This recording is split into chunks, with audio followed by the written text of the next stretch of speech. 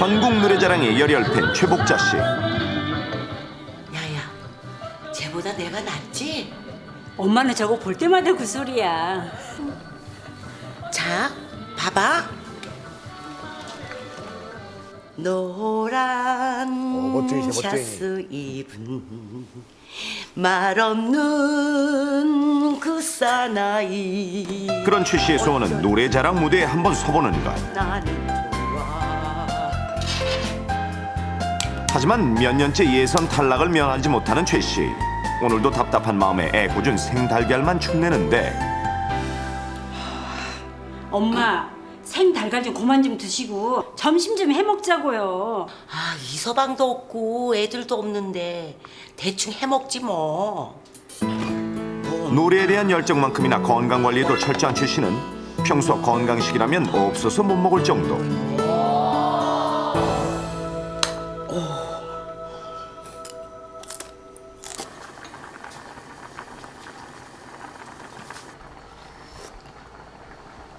어우, 짠데. 음식은 싱겁게. 그뿐 아니라 최 씨는 음식이 조금이라도 짜거나 매운 걸 용납하지 않는가 하면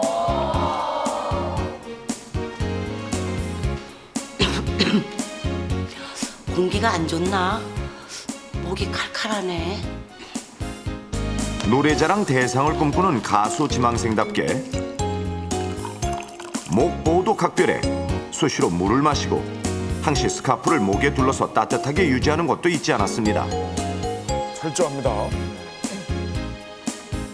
그리고 수년째 꾸준히 근력 운동을 해온 덕에 체력 또한 젊은 사람 못지 않았는데 조금 아쉬운 점이 있다면 건강검진에서 혈압이 조금 높게 나왔다는 것 때문에 최 씨는 하루도 거르지 않고 꾸준히 약도 챙겨 먹었고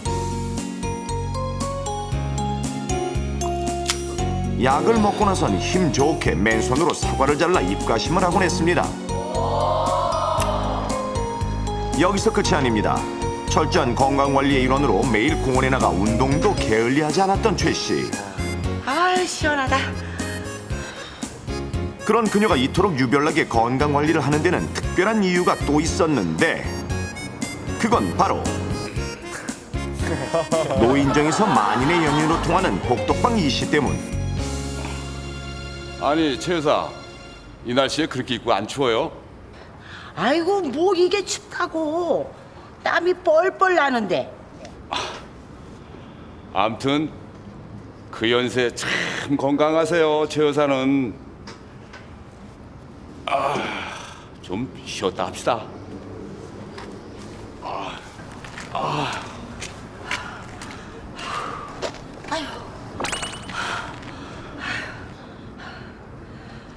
거 봐요 무리하시더만.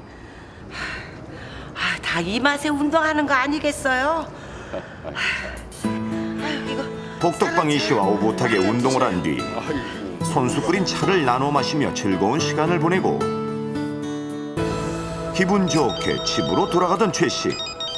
바로 그때 여보세요? 응, 한 여사. 뭐요? 천천히 말해봐. 최 씨는 노인정 한 여사로부터 비보를 듣게 되는데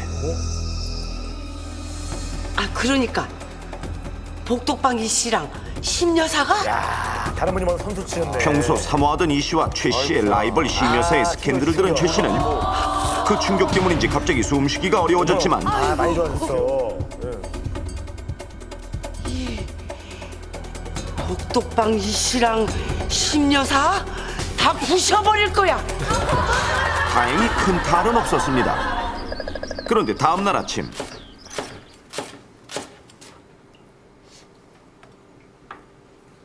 아니, 웬일로 여지껏 주무시지?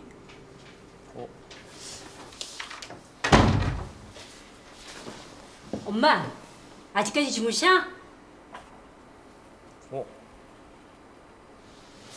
엄마! 엄마! 엄마! 이게 어찌된 일입니까? 엄마! 전날 저녁까지 멀쩡했던 최 씨가 하룻밤 사이에 심장마비로 숨을 거둔 것입니다. 놀랍게도 최 씨가 이처럼 갑자기 숨을 거둔 이유는 그녀가 앓고 있던 질환 때문이 아니라 평소 반복적으로 해왔던 잘못된 습관 때문이었는데 그렇다면 최복자 씨가 사망하게 된 결정적인 원인은 무엇일까요? 정말 건강관리 잘했던 네. 분인데 최복자 씨가 사망한 이유는 무엇일까요? 제가 나가죠. 고혈압약 드시자마자 사과를 이렇게 드셨잖아요. 나 저건데? 저랑 같으면 나오셔도 돼요. 저번에도 이런 상황이 연출됐던 근데 이유를 알아요? 왜 그런지? 저는 정확하게 모르겠고 그 혈압약하고 사과에 들어있는 어떤 그 성분하고 이게 합쳐지면 네, 이상한 반응이 안 좋아요. 정답은 혈압약과 그 후에 바로 사과를 드셔서.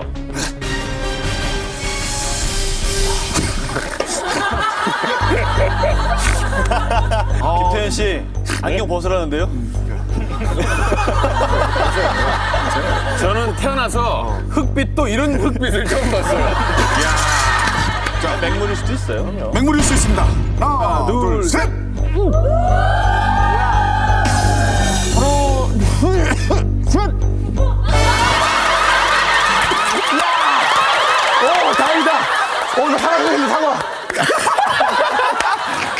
좀 오래된 얘기입니다. 한 10년도 더 된 얘기인데 저희 그 외할아버지가 아직 살아계셔요. 근데 그때 종합검진을 받으셨는데 콜레스테롤 수치가 일반인에 비해서 말도 안 되는 그런 높은 수치가 나온 적이 있었는데 그래서 이제 저희 할아버지의 어떤 그 식습관 이런 걸 쭉 분석해 본 결과 계란을 너무 많이 드셔서 날계란? 예, 그런 일이 있었습니다. 그때는 날계란 아니고 익힌 거였지만 계란을 하루에 할아버지가 많이 드시면 5개, 6개도 드시고 그랬었는데 그거를 하루에 하나는 좋지만 그 이상을 드셨을 경우에는 예, 굉장히 안 좋다고 하더라고요. 저 날계란 참 그럼요. 예.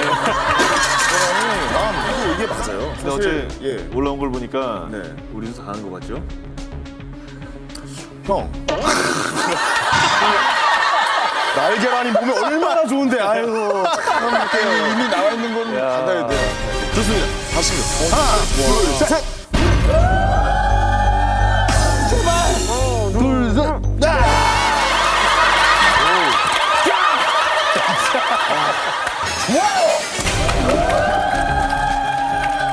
야, 이 항상 저희가 인지돼 있는 게 약은 약사에게 진료는 의사에게잖아요. 이 모든 약이 이 전문 지식을 갖고 조제를 해주시는 거기 때문에 이 약별로 다른 특징이 있다고 그러더라고요. 이제는 뭐 내가 맨날 먹던 약이니까 내가 편하게 조제를 해먹자. 내가 먹기 편한 방식으로 먹자.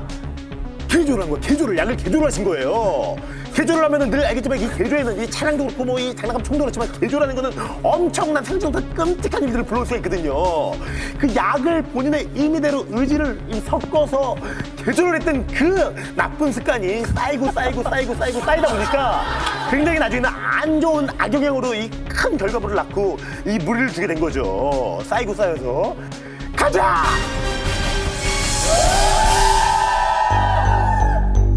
짜잔! 위기의 순간 죽느냐 사느냐.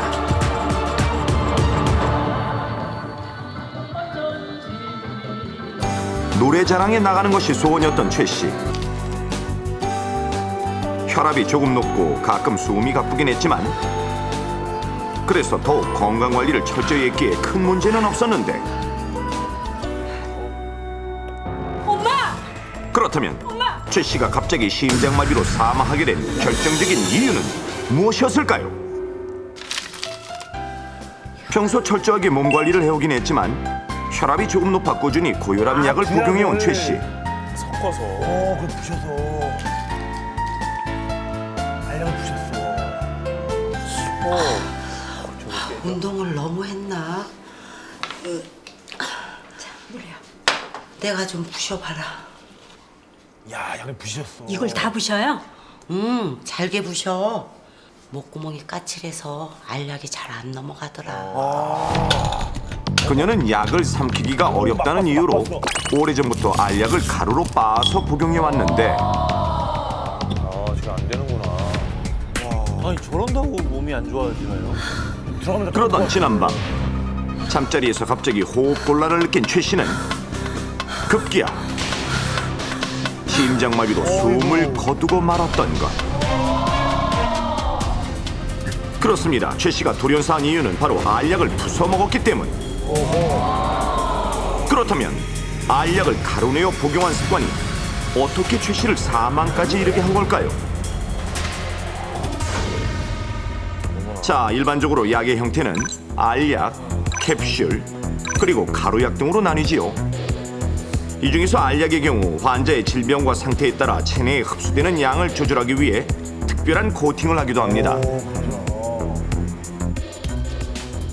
이 같은 약을 서방정, 즉 서서히 녹아 몸에 흡수되는 약으로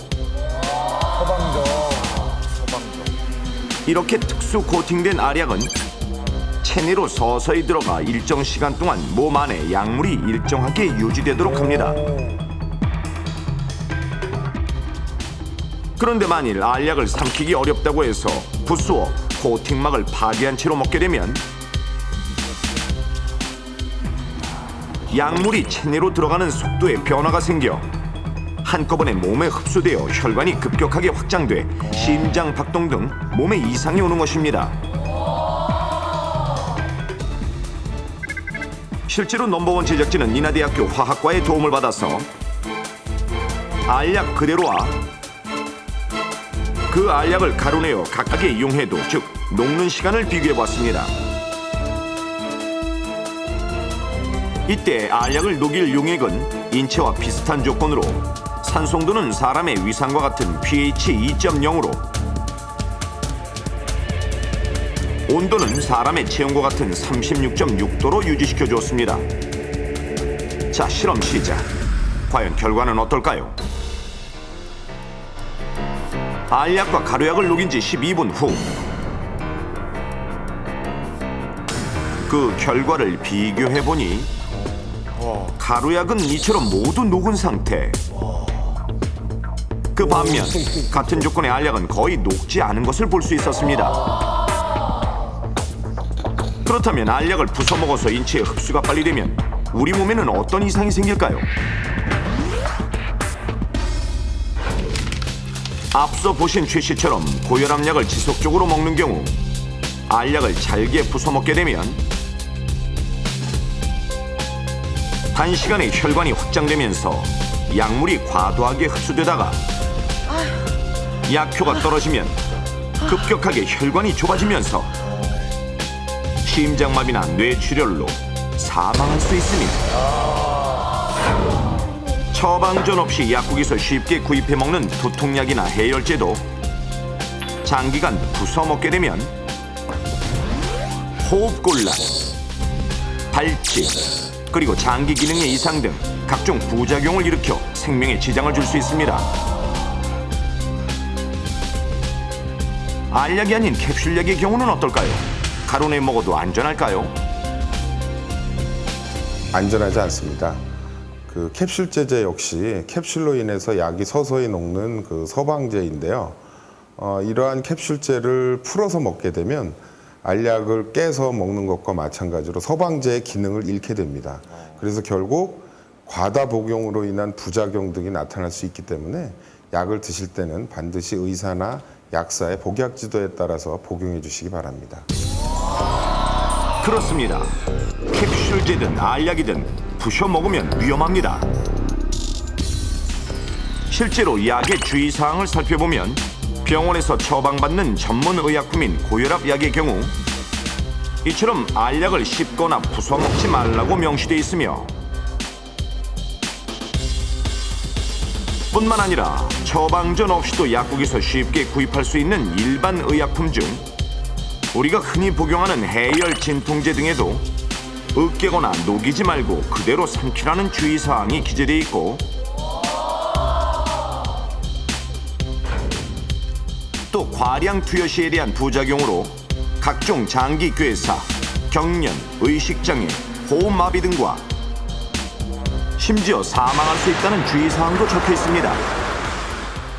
만일 앞서 보신 주의사항들이 적혀 있지 않다 하더라도 약은 복합작용을 일으켜 각종 부작용을 발생시킬 수 있습니다.